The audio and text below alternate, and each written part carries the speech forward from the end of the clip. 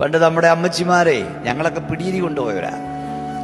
അരി അടപ്പയിടും മുമ്പ് ഒരു പിടി അരി മാറ്റിയിടും. 10 പേരുള്ളതിലും 3 അരി എനിക്ക് എൻ്റെ കണക്കൊന്നും അറിയില്ല, ഉള്ളതിലും അതിൽ നിന്ന് മാറ്റിയിടും ഒരു പിടി. എപ്പോൾ അരി ഇട്ടാലും ഒരു പിടി മാറ്റിയിടും. എന്നിട്ട് അത് പൊതിഞ്ഞ് സൺഡേ സ്കൂളിൽ തന്നു വിടും. യുവാ തരാനില്ല, അതവിടെ കൊണ്ടുപോകുന്നത്. അപ്പം അന്ന് പാസ്റ്ററുടെ വീട്ടിൽ, ഇത് പാസ്റ്റർക്കാണ് കൊടുക്കുന്നത്. അപ്പം അന്ന് എല്ലാ ദിവസവും പാസ്റ്ററുടെ വീട്ടിലെ ചോറ് ബിരിയാണി പോലെ ഇരിക്കും, കളർഫുള്ളാണ്. കാരണം പല വീട്ടിൽ നിന്ന് വരുന്ന അരിയാണ്. ചിലത് വേവും ചിലത് വേവത്തില്ല. അന്നത്തെയൊക്കെ കാലത്ത് റേഷനരിയാ.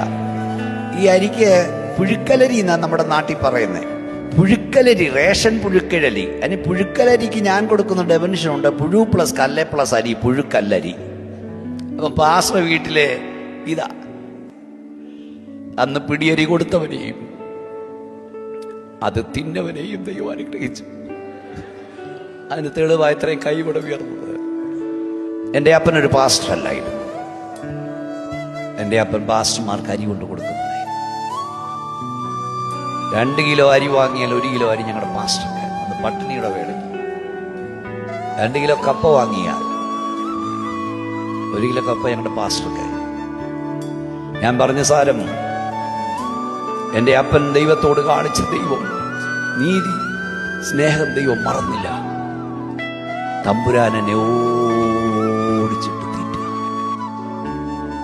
ഞാൻ വീട്ടിൽ നിന്ന് കഴിക്കുന്നതിനേക്കാൾ അധികം നാട്ടിൽ നിന്ന് ആളുകൾ.